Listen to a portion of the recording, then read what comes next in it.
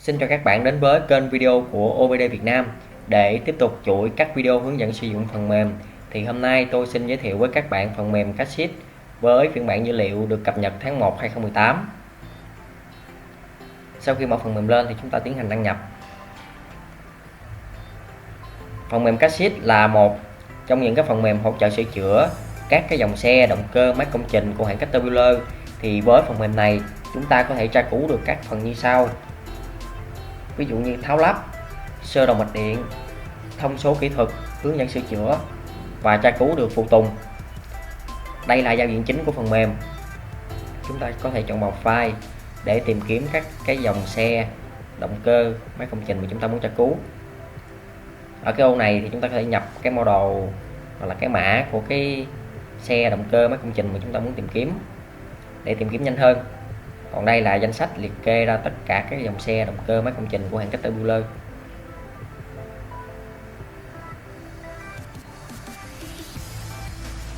Để tiện cho việc hướng dẫn sử dụng phần mềm thì tôi xin phép chọn một dòng máy đào khá là phổ biến ở Việt Nam.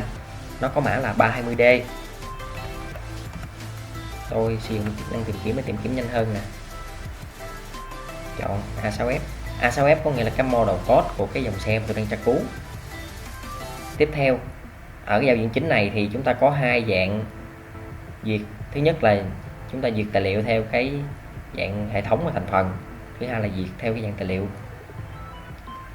Ví dụ như duyệt theo dạng hệ thống và thành phần, chọn vào đây thì phần mềm sẽ nhắc nhở chúng ta chèn cái đĩa data số 12. Để tiếp tục thì chúng ta mở thư mục chứa đĩa data số 12, sau đó chèn cái file này ra ổ đĩa ảo. Quay trở lại phần mềm, ấn OK.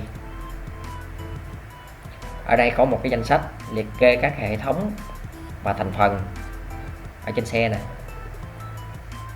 Rồi ví dụ như để tra cứu thì tôi chọn vào hệ thống điện và khởi động. Sau khi chọn cái hệ thống thì ở đây nó sẽ liệt kê ra các cái mục như là hướng dẫn tháo lắp nè, sơ đồ mạch điện, rồi nguyên lý hoạt động của hệ thống, kiểm tra và điều chỉnh, hướng dẫn sửa chữa, vân vân. Chọn vào đây, chọn main menu để quay về cái menu chính nè. Rồi duyệt ở dạng documentation thì ở đây sẽ có một cái danh sách đưa ra các cái mục giống như là cái thông tin hướng dẫn sửa chữa nè, rồi hướng dẫn tháo lắp, sơ đồ mạch điện, sơ đồ mạch thủy lực, tra cứu phụ tùng, thông số kỹ thuật, hướng dẫn sửa chữa, vân vân. Thì để tìm kiếm một cái quy trình hướng dẫn tháo lắp thì chúng ta có thể chọn vào đây disassembly nè, trong hệ thống bất kỳ. Rồi ở đây nó có các mục nhỏ nữa là cái nguyên lý hoạt động của hệ thống, rồi thông số kỹ thuật, hướng dẫn sửa chữa, vân vân. Để mà hướng dẫn cái tháo lắp thì chúng ta chọn cái mục này. Rồi ví dụ như chúng ta muốn tháo cái lốc nén này, chọn vào đây. Rồi ở đây là cái quy trình hướng dẫn tháo và lắp lốc nén, nó có kèm theo hình ảnh, rồi các chú thích cho chúng ta dễ hiểu nè. Còn đây là cái quy trình tháo lắp.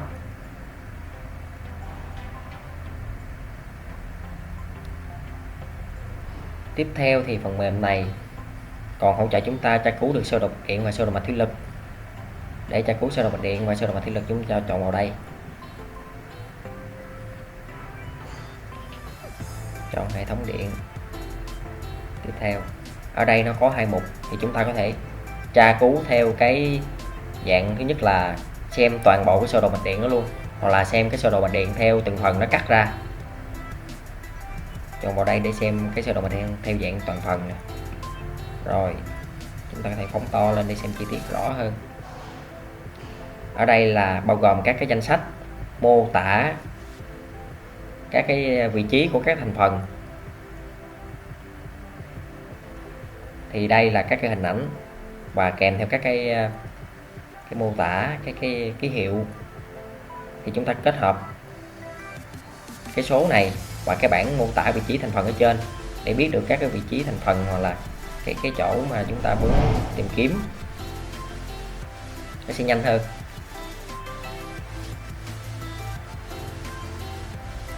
Kèm theo hình ảnh bản vẽ chi tiết rất là đẹp và sắc nét luôn. Rồi kéo xuống tiếp theo thì ở dưới đây sẽ có một cái sơ đồ mạch điện lớn, phóng to lên để xem rõ hơn nè. Ở trên sơ đồ mạch điện này sẽ bao gồm màu dây và chú thích cái thành phần trực tiếp ở trên sơ đồ mạch điện luôn, rất là rõ ràng.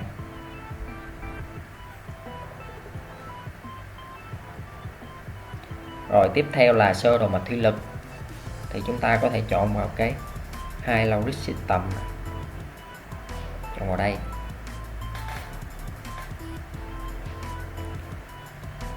Thì tài liệu này nó thuộc là dạng file PDF. Rồi ở đây là các cái chú thích, đây các cái chú thích, các cái ký hiệu, các cái van, bơm hoặc là xi lanh, motor, vân vân. Còn dưới đây là cái sơ đồ mạch thủy lực, kéo xuống.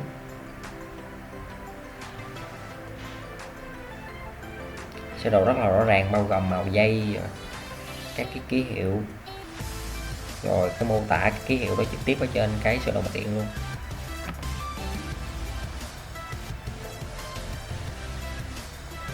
Tiếp theo đó thì phần mềm này còn hỗ trợ chúng ta cái phần tra cứu được cái thông số kỹ thuật để chúng ta có thể tiện cho việc sửa chữa hơn. Đây, chúng ta chọn vào Specification, tra cứu cái sơ đồ, cái thông số kỹ thuật của một cái hệ thống nào đó, ví dụ như hệ thống điều hòa đi. Ở đây, rồi thông số kỹ thuật của cái máy nén điều hòa. Ở đây bao gồm cái hình ảnh này, các cái chú thích, rồi và cái thông số kỹ thuật ở đây.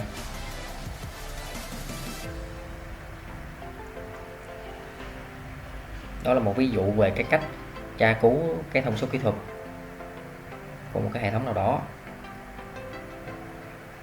Rồi tiếp theo đó là cái phần hướng dẫn sửa chữa, thì chúng ta có thể chọn vào cái troubleshooting nè. Đấy, chọn hệ thống mà chúng ta muốn sửa chữa. Chọn troubleshooting. Đây, ở đây thì là một cái danh sách liệt kê ra các hệ thống. Kéo xuống nữa thì chúng ta sẽ gặp một cái danh sách cái cách mà hướng dẫn sửa chữa mã lỗi. Đây, ở đây có hướng dẫn mà chúng ta chẩn đoán ở trên, trực tiếp ở trên cái màn hình của xe. Đây là cái mô tả cái màn hình này. Rồi mô tả các cái phím chức năng. Đây là cái quy trình mà sẽ hướng dẫn chúng ta cách mà chẩn đoán trực tiếp ở trên cái màn hình trên xe này. Hoặc là nó có giới thiệu qua về cái bộ thiết bị chẩn đoán chuyên hãng của hãng Caterpillar. Đấy.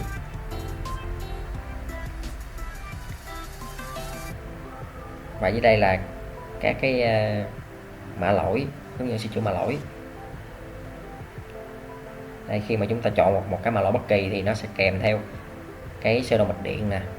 Rồi dưới đây là mô tả về cái mã lỗi đó và các cái nguyên nhân có thể gây ra cái lỗi đó.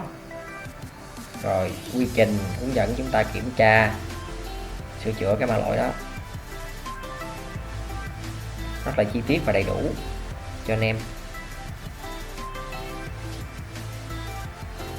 Rồi một phần đặc biệt của cái phần mềm này nữa là nó có thể giúp chúng ta tra cứu được mã phụ tùng. Để tìm kiếm mã phụ tùng thì chúng ta chọn một cái Part Identification.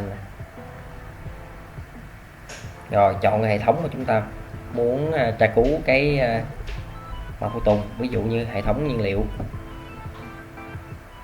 Đây là cái danh sách các cái phụ tùng thuộc hệ thống nhiên liệu này.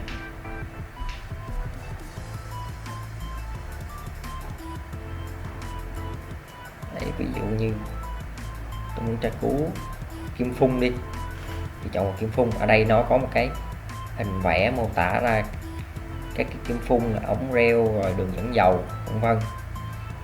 Còn ở bên đây thì cái cột này nó sẽ đưa ra các danh sách mã phụ tùng, rồi tên gọi, vân vân. Ví dụ như chúng ta có thể sử dụng cái mã phụ tùng này để đặt phụ tùng hoặc là tìm kiếm ở trên web. thử tìm kiếm bằng một mã phụ tùng bất kỳ.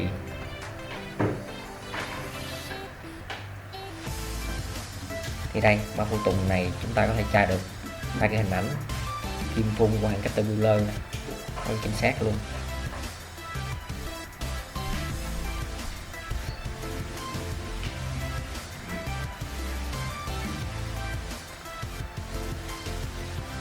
Vừa rồi thì tôi đã giới thiệu qua các cái tính năng cơ bản của phần mềm Cassist để hỗ trợ cho việc sửa chữa.